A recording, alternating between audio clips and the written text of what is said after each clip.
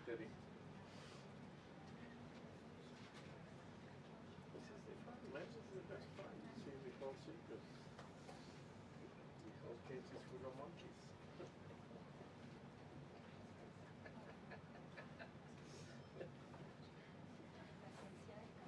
So many interesting coming through.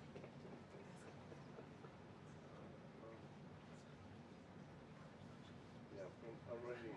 The other thing that not normally do is community, but already did one line. Just to make sure they see me what has more, and that's it. The next, and then we call for 2 minutes.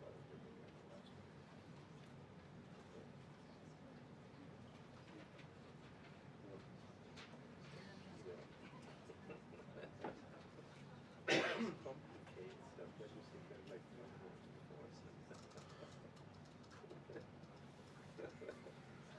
other things they can like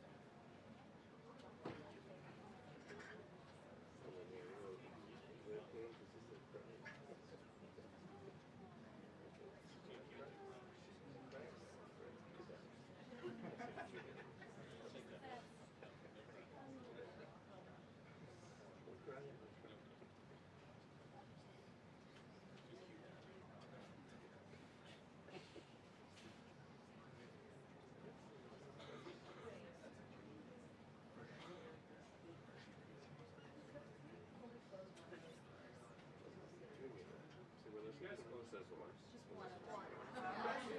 Just fully shut one door. That was the agreement. Right, we agreed with her just now though that we would close one. They are not closing. They're refusing to close.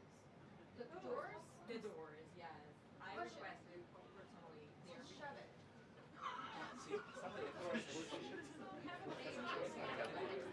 They're saying Carolina requested. I know, I understand. I talked to Olivia. We agreed to shut one of these. One.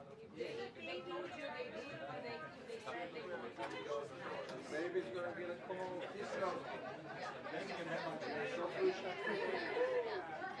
Perfect, thank you. That's good. Save the baby.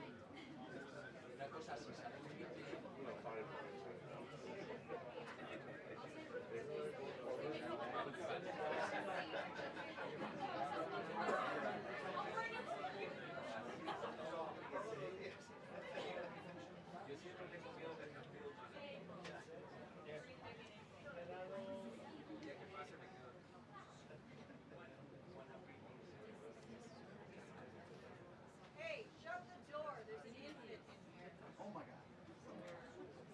Who let the baby?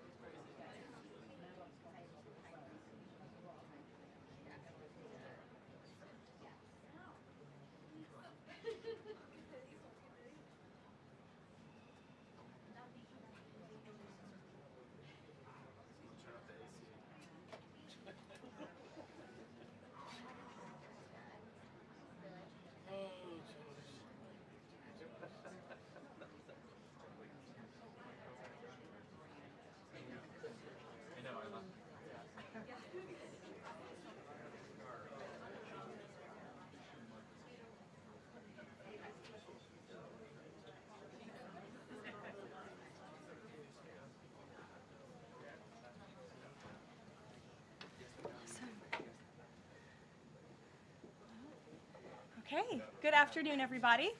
A packed room today. Thank you all for coming. President Trump is making America affordable again through his proven economic formula of powerful tariffs, fair trade deals, massive middle-class tax cuts, energy dominance, and aggressive deregulation. The overwhelmingly positive economic data released this week underscores the significant progress the president has already delivered.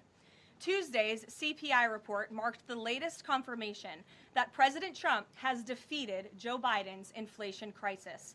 Since President Trump took office, core CPI has increased at just a 2.4% annualized rate, substantially lower than the 3.3% annual rate inherited from the Biden administration last January. Importantly, as inflation cools, Americans' wages are rising, giving the American people more purchasing power.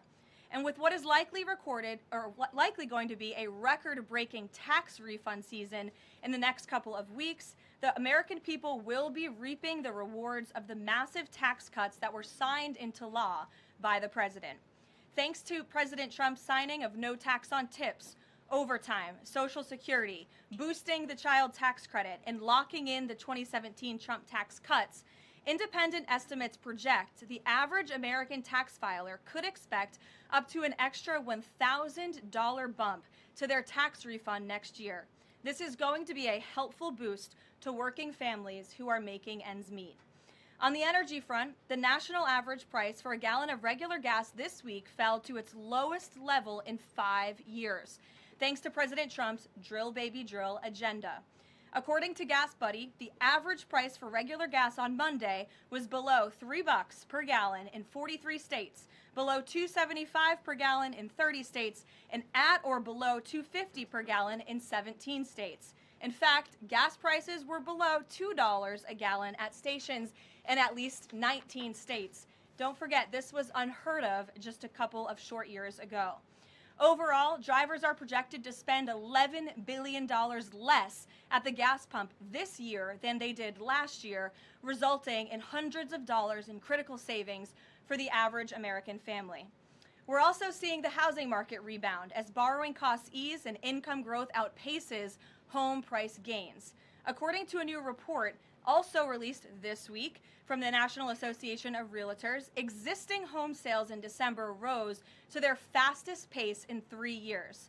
To further improve housing affordability, President Trump has recently announced and directed Fannie and Freddie to purchase $200 billion worth of mortgage bonds. As a result of these actions, mortgage rates have fallen to their lowest level in years. As of last Friday, rates for the average 30-year mortgage are down more than 1 full percentage point. Because of these significant declines, monthly housing payments are now at their lowest level in 2 years, and we expect this decrease to continue. As someone who was enormously successful in real estate, President Trump understands that owning a home is about more than just having a physical asset. It's about empowering young people to stake their claim in the American dream. It's about giving newlyweds a place to make their own and start a family. It's about promoting the spirit of hard work, determination, and yes, the rugged individualism that has made America the greatest country in the history of the world. President Trump knows America is strongest when it's a nation of owners, not renters, and he is determined to unlock that opportunity for as many Americans as possible. That's why he will outline additional housing initiatives during his major speech in Davos next week, and we look forward to seeing many of you there. Finally, this morning, President Trump unveiled a health care plan for America called the Great Health Care Plan, and a video message detailing his solutions to lower costs for all Americans and significantly improve our health care system. The Great Health Care Plan will accomplish this through 4 common sense pillars. Number 1, permanently lowering prescription drug prices. Congress can get this done by codifying President Trump's historic Most Favored Nation initiatives into law to guarantee Americans the same low prices for prescription drugs that people in other countries around the world pay. Additionally, by increasing consumer choice by making more verified, safe pharmaceutical drugs available for over-the-counter purchases. Number 2, the Great Health Care Plan will stop sending big insurance companies billions in extra taxpayer-funded subsidy payments and instead send that money directly to eligible Americans to allow them to buy the health insurance of their choice. Additionally, by funding a cost-sharing reduction program for health care plans and ending kickbacks from pharmacy benefit managers to large brokerage middlemen. Number 3, the Great Health Care Plan will maximize price transparency by requiring any health care provider or insurer who accepts either Medicare or Medicaid to publicly and prominently post their pricing and fees to avoid surprise medical bills. This is an incredibly popular policy that has been bipartisan for many years, and President Trump is officially and firmly calling on Congress to get it done. And number 4, holds big insurance companies accountable by requiring them to publish rate and coverage comparisons up front on their websites in plain English so consumers and everyday Americans can make the best purchasing decisions for them and their families. These are common sense actions that make up President Trump's Great Health Care Plan, and they represent the most comprehensive and bold agenda to lower health care costs to have ever been considered by the federal government. Congress should immediately take up President Trump's plan and pass it into law. For Americans watching at home, you can visit greathealthcare.gov right now for more information on the Great Health Care Plan. And with that, we will open it up to questions. In our new media seat today, we have a familiar face, Riley Gaines. I'm surprised it took us a year to get you here, but I'm very happy to see you. I know you have a new podcast, The Riley Gaines Show. And so thank you. And you brought a beautiful baby and your lovely husband, too. So thank you so much for joining. And why don't you kick us off? Absolutely. Well, thank you. First and foremost, congratulations to you. Being a girl mom will change your life in the best way possible. So excited you get to shop all the pink and the frilly and the bows. I was in Washington, D.C. earlier this week for the Supreme Court case. There were 2 arguments that were heard surrounding sex-based rights and if it's constitutional for states to pass laws that ultimately protect those rights for women. If the Supreme Court rules as anticipated in favor of maintaining these sex-based rights, Is the administration prepared to take action against the states? I believe at this point it's 23 states that don't have those protections for women. Absolutely. And as you know, Riley, the administration already has done so. We've taken action in a number of fronts against these states who are failing to uphold the president's executive orders and this administration's policy of simply protecting women in women's sports and in women's private spaces. We've gone to the mat with large universities in this country as well to try to fight for what's fair and what's just for women and girls across the country. So I know you were at the arguments. I listened to them myself as a woman and as a former athlete, and I think the president speaks on common sense on this issue, that women's sports and private spaces should be protected, and that there are two genders, there are two sexes. That is not something we should be afraid to say in this country. And I think, frankly, it was quite alarming to not only hear a couple of justices gravel over that basic, fundamental, biological fact that men and women are different but inherently equal, but we are certainly different, and women deserve such rights. We hope and expect that the Supreme Court will rule in the right way on this matter. Thank you. Gabe. Caroline, thank you very much. A lot to talk about. Sure. Isn't there always a lot to talk about? What can you share about the president's meeting with Maria Corina Machado? Is it underway? What can you share about that? And then also, the president said yesterday that Delcy Rodriguez was, quote, a terrific person. Does the president trust the remaining members of the Maduro regime? I will say, to your first question, the meeting was about to begin as I was stepping out of the Oval Office moments ago, so my understanding is that it's underway right now. I know the president was looking forward to this meeting, and he's was expecting it to be a good and positive discussion with Ms. Machado, who is really a remarkable and brave voice for many of the people of Venezuela. So the president looks forward to obviously talking to her about the realities on the ground in the country and what is taking place. As for Ms. Rodriguez, the president did speak with her directly this week. As you know, he revealed that to all of you yesterday. And Secretary Rubio and the administration have been in constant communication with Ms. Rodriguez and other members of the interim government in Venezuela. They have been extremely cooperative. They have thus far met all of the demands and requests of the United States and of the president. And I think you have all seen that play out. We obviously had a $500 million energy deal that was struck in large part because of the cooperation from Ms. Rodriguez. Venezuela and Ms. Rodriguez have also confirmed that they will be releasing political prisoners from Venezuela. There were 5 Americans who were recently released this week as well. So the president likes what he's seeing and will expect that cooperation to continue. And regarding the investigation into the leak that the president referenced yesterday, what is the administration's position on the Washington Post reporter? The Post has reported that she was told that she is not a target of the investigation.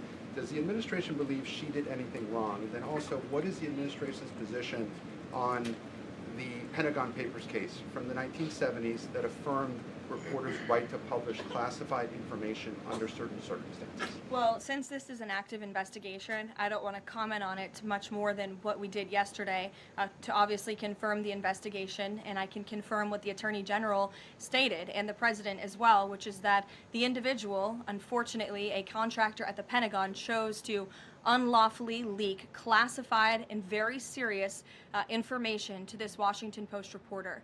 Hence why the reporter's home was looked into by the FBI, rightfully so. And the administration is not going to tolerate leaks, especially from within the national security apparatus of the United States government, that put our nation's integrity and our national security at risk. Full stop. The president will not support that. I know the Secretary of War will not support that, and it will not stand. And legal action will be taken against anyone, whether it's a member of the press or whether it's an employee for a federal agency who breaks the law. If you break the law and if you endanger our men and women in uniform, you are going to be held accountable, period, full stop. But Jackie. Does this administration believe that this reporter or any reporter has a right to publish classified information under certain circumstances?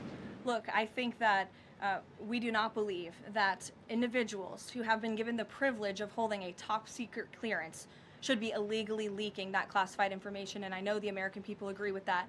And I think it's a basic tenet of journalistic integrity not to publish information that could directly endanger the operational security or the brave men and women who are serving this country in uniform and putting themselves in harm's way to protect not just the people of this administration, but all of you in the press and all of their fellow Americans as well.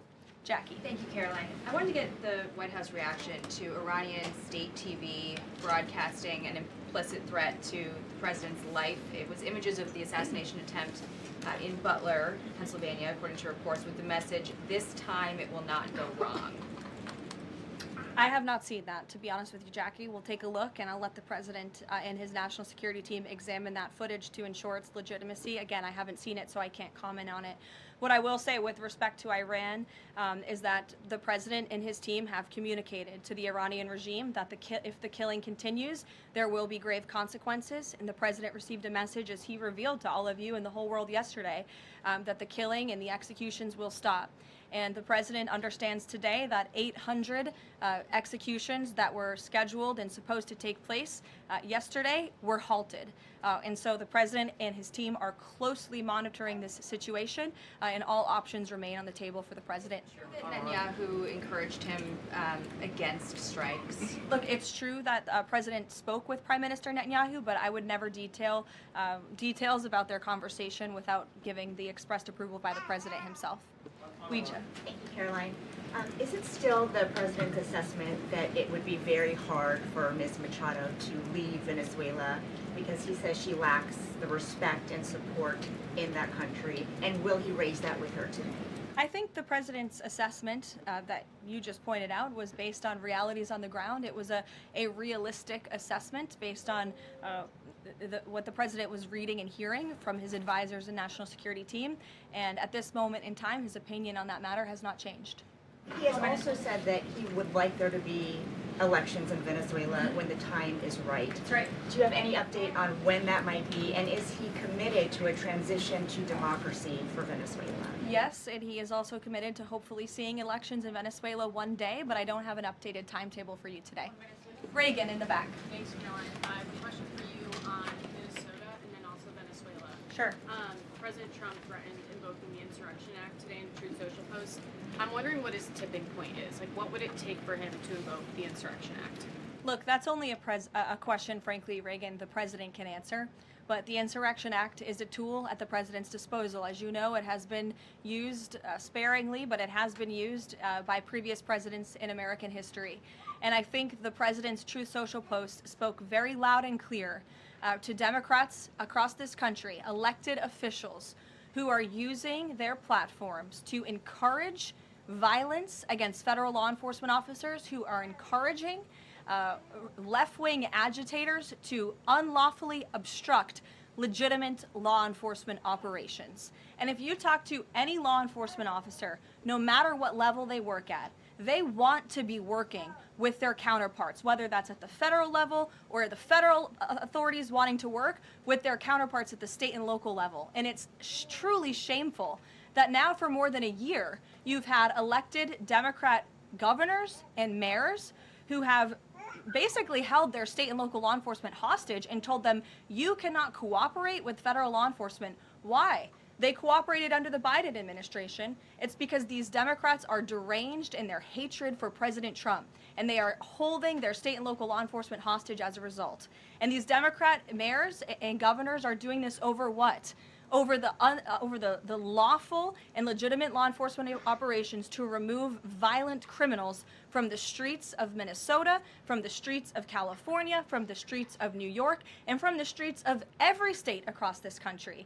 And you don't see these riots and this vandalism taking place in states like Florida. Why? Because you have a governor in that state who has empowered federal and local authorities to work together. And it's despicable what we're seeing from these Democrat politicians, especially in sanctuary states and cities across the country.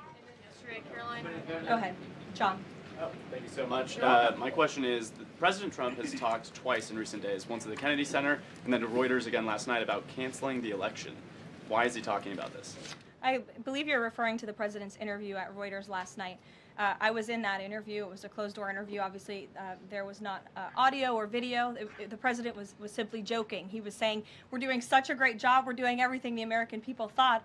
Maybe we should just keep rolling. But he was speaking facetiously. And then one more. Sure. On the labor secretary. She's under investigation. Has he spoken to her about this? I don't know if the president has spoken directly to the secretary. If they have, I'm unfamiliar with that conversation, but I have spoken to the president about that report regarding the secretary. He's aware of the internal investigation and he stands by the secretary, and he thinks that she's doing a tremendous job at the Department of Labor on behalf of American workers.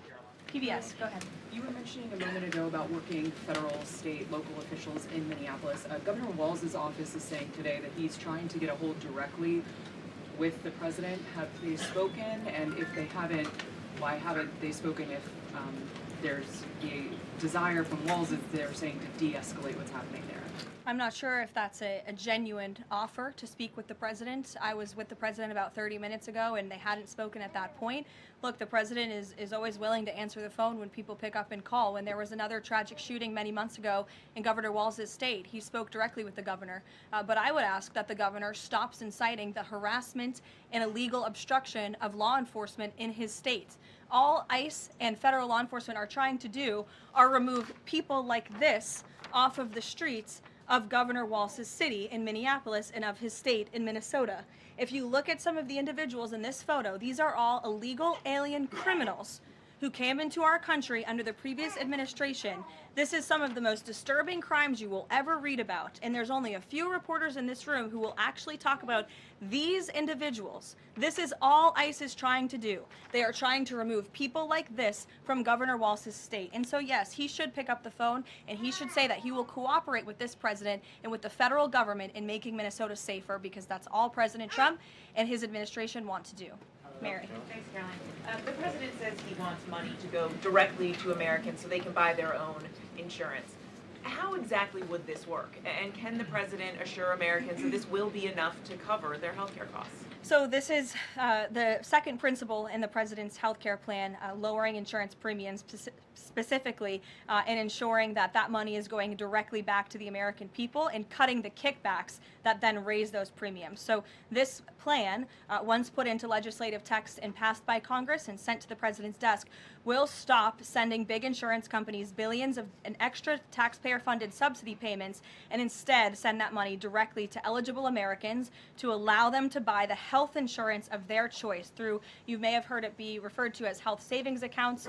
Whether that ends up being the actual name of such accounts, we'll have to see. Again, Congress and the White House are going to work together to put this plan into action.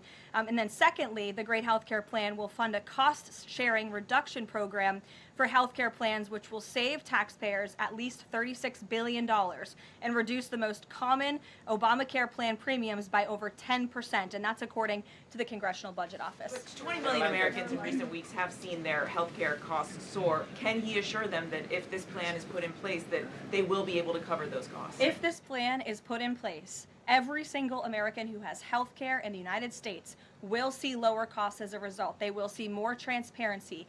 All of these proposals that are within the Great Healthcare Plan are incredibly popular with the American people, and they will impact everyone, not just a small fraction of those who are within the healthcare marketplace, but every single American will continue to see their costs go down. And I will note that they already are with respect to prescription drug prices. When you look at what the president has done with most favored nations, you've seen these big pharmaceutical companies in the Oval Office saying that this president and his team were nonstop, around the clock, pressuring us and negotiating with us to lower the cost of prescription drugs for Americans. And we are already seeing that to the tune, in some cases, of more than 500%. And that Trump RX website is something that the administration will be formally launching very soon, so Americans will have access to those lower costs of drugs. Josh. Thank you. The president has called on credit card companies to lower the cap rate to 10% effective the 20th next week.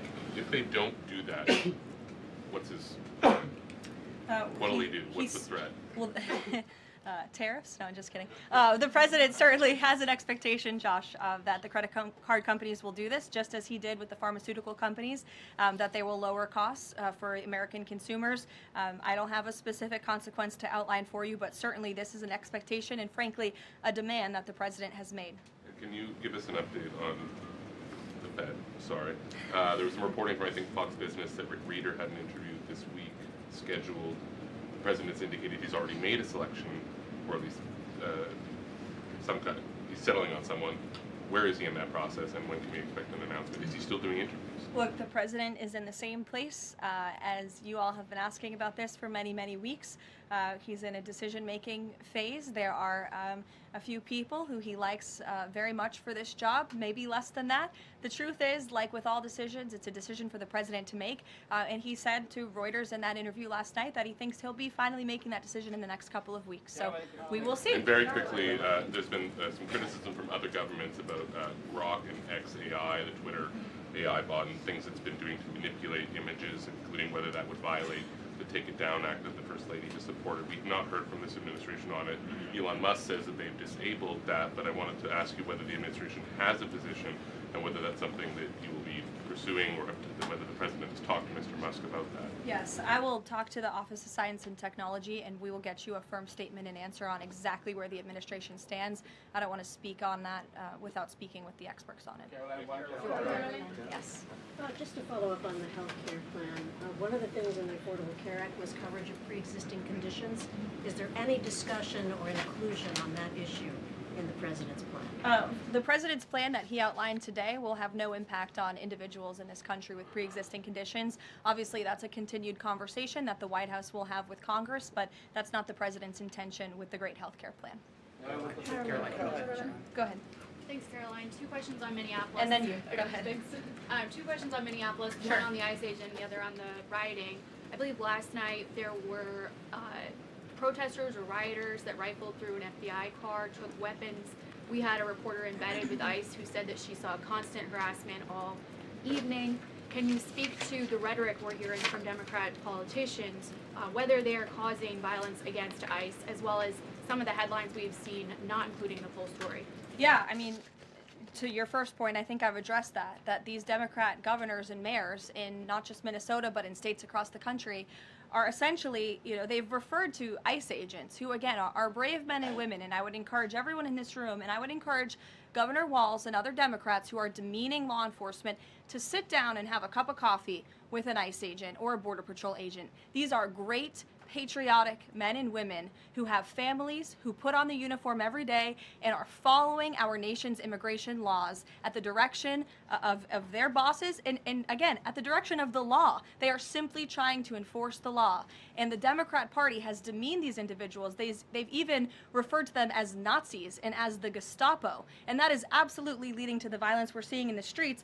If you look at some of the images out of Minneapolis last night, look at this vehicle. Look at what it says. It says F ICE. You have these individuals who are putting their middle finger, proudly so, at the camera. Another ICE individual, a vehicle that was vandalized last night by these left-wing agitators. People don't do this without encouragement from people in power who make them feel like it's okay. Here's another one. And I'm pretty sure this car, you can't see it, said the best agent is a dead agent or something to that effect.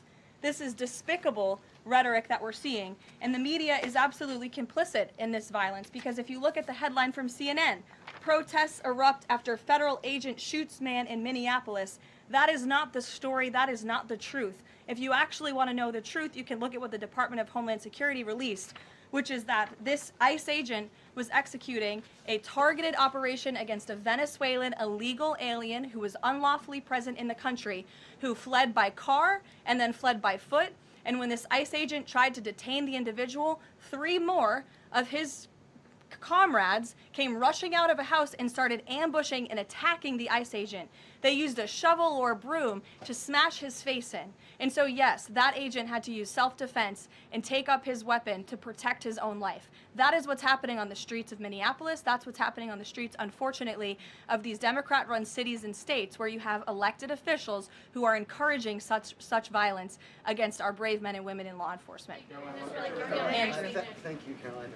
2 questions. First, to follow up on one of my colleagues who asked you about the president's interview with lawyers. You said that he was joking about canceling the elections, but Americans for generations have fought and died for democracy, for this democracy. Are you saying that the president finds the idea of canceling elections funny? Andrew, were you in the room? No, you weren't. I was in the room. I heard the conversation. And only someone like you would take that so seriously and pose it as a question in that way. Second, Philip, go ahead. Thank you, Caroline. Senator Elizabeth Warren said that the president called her earlier this week to discuss caps on credit card interest rates. I'm curious, would the president work with her and other Democrats in Congress on a legislative fix to this issue? I think the president would work in good faith with anyone in Congress for a good legislative fix that would benefit the American people. And that's precisely why he called Senator Warren earlier this week on that matter. Thanks, Caroline.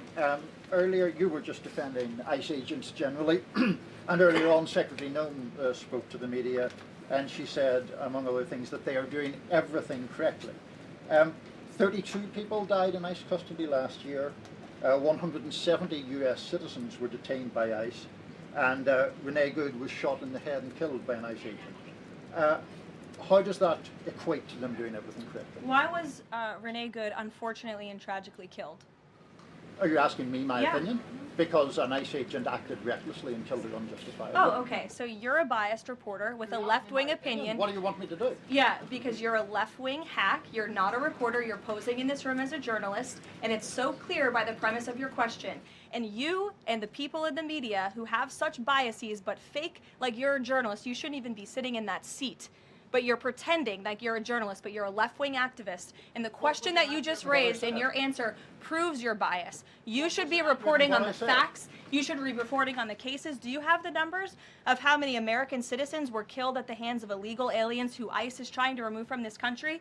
I bet you don't. I bet you didn't even read up on those stories. I bet you never even read about Laken Riley or Jocelyn Nungray or all of the innocent Americans who were killed at the hands of illegal aliens in this country. And the brave men and women of ICE are doing everything in their power to remove those heinous individuals and make our communities safer. And shame on people like you in the media who have a crooked view and have a biased view and pretend like you're a real honest journalist. Kelly. Two quick questions on Iran. I wanted to ask first, just if you can say, how close was the president to potentially launching strikes last night, and was it the Gulf states that convinced him not to do that, as some of the region there have said? Well, look, Kelly, I know there's been a lot of speculation in the media about what the president is going to do at any given moment or any given night. And I would say a lot of these stories, to be honest with you, I've been reading them, and they've been based on anonymous sources who are pretending or guessing to know the president's thinking. The truth is, only President Trump knows what he's going to do, and a very, very small team of advisors are read into his thinking on that. And as I just told you, he continues to closely monitor the situation on the ground in Iran. And as we saw yesterday, he had heard that the killings and executions would stop, and we have seen 800 people, their lives have been spared as a result of that. The president continues to closely monitor, but also keep all of his options on the table. Caroline, two separate questions. Sure. On the Machado meeting first, what is it that the president feels that he needs to hear from her or from the opposition party that he hadn't heard prior to today, or he wanted to hear in the meeting, to be able to convince him to commit to some sort of a timeline for elections? I'm not sure the president is going into such the meeting with expectations like you just laid out, Fran. I don't think he needs to hear anything from Ms. Machado. I think generally this is a meeting that the president was willing to take and willing to accept, to meet Ms. Machado in person and to just have a frank and positive discussion about what's taking place in Venezuela. That's all. And on the subject of Greenland, Jeff Landry, the president's special envoy for Greenland, wasn't in the White House meeting yesterday. Can you say why that was and what exactly the role he is playing in these conversations about acquiring Greenland? Well, the Vice President and the Secretary of State were present for that meeting, and the meeting, it was a productive meeting. It was a good meeting, and in that meeting, the two sides agreed to really establish a working group of individuals who will continue to have technical talks on the acquisition of Greenland. Those talks will take place, I'm told, every 2 to 3 weeks, so this is a conversation the administration intends to keep having with the Danes and with the respected delegation from Greenland. But the president has made his priority quite clear. He wants the United States to acquire Greenland. He thinks it's in our best national security to do that. Indeed. There have been multiple instances of American citizens being detained by ICE, and I'm wondering what the administration is asking the agency to do, or what steps is the administration asking the agency to take to ensure that Americans are not wrongly arrested? Obviously, ICE is focused on detaining individuals who are unlawfully present in the country. And there have been hundreds of thousands of illegal aliens who have been arrested and detained and deported from this country by ICE over the course of the last year. And that's their intention, and that is their goal. Elizabeth. Thank you, Caroline. One follow-up on Greenland. Europe reportedly sent troops over there. Does that change at all what the president is doing on this? And then a second question.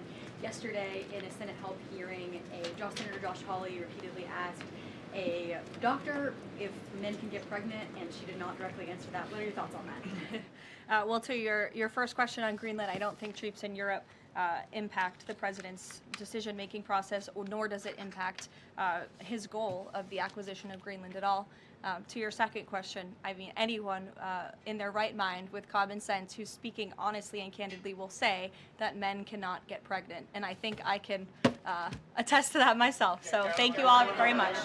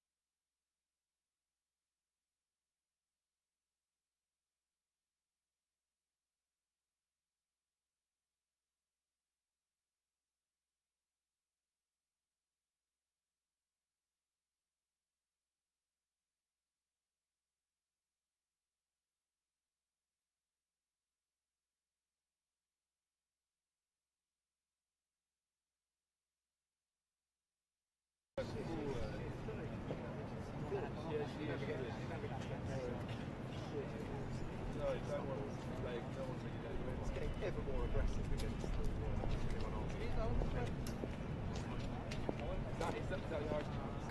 No, the other guy. Oh, hello. Pleasure. Nice to meet you. How are you doing?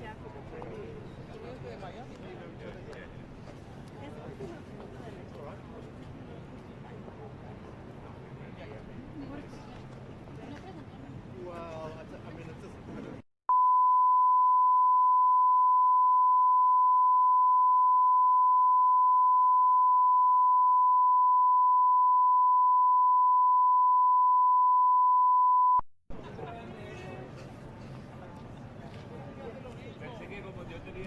I mean, even if we get it, I'm still.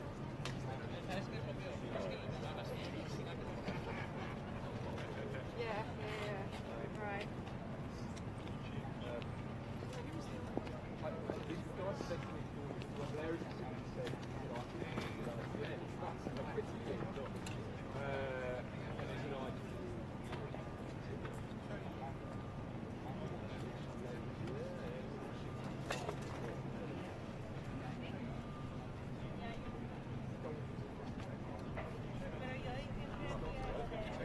That's completely irrelevant. Yeah.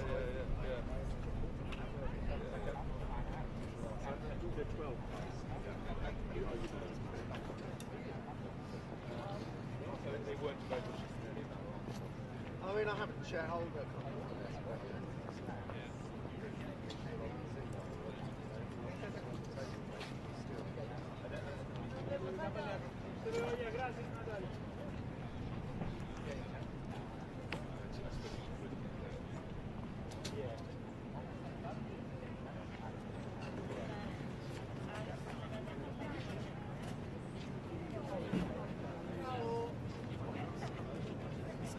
just checking out. I don't think there's anything to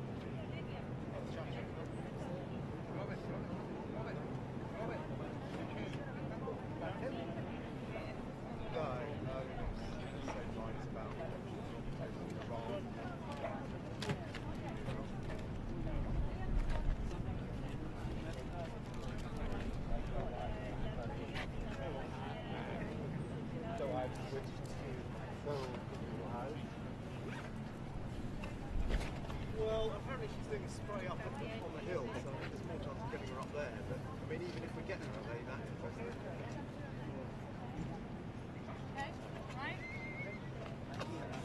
I mean, you know, I'm more than willing to try if they're plus the key, but it strikes me that unlikely chance that I could get a question to it.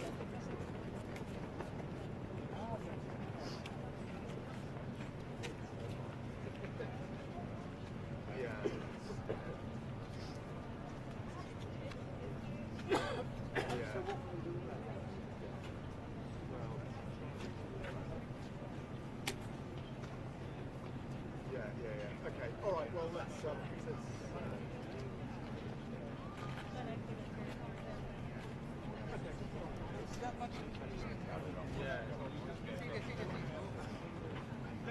Okay, great.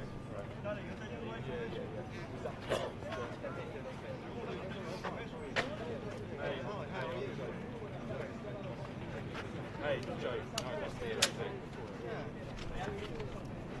That's right. Yeah.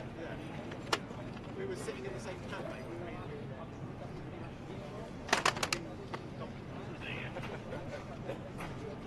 Happy days.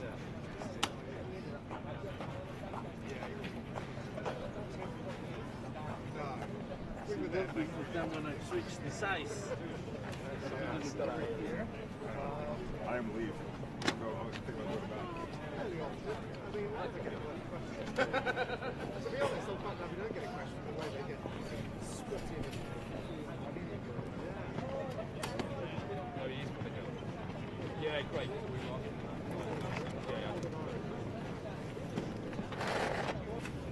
he made the contact mistake when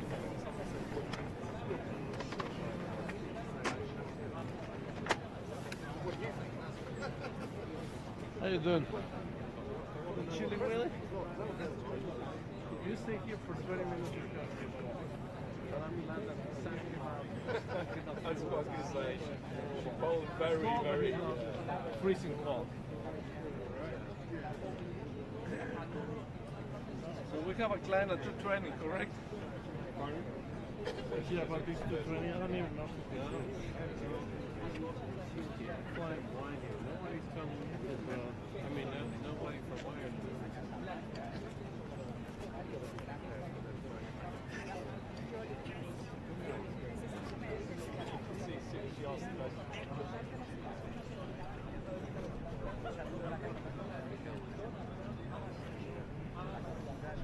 I saw an email or something that was at 220. Yes, because you got a low back.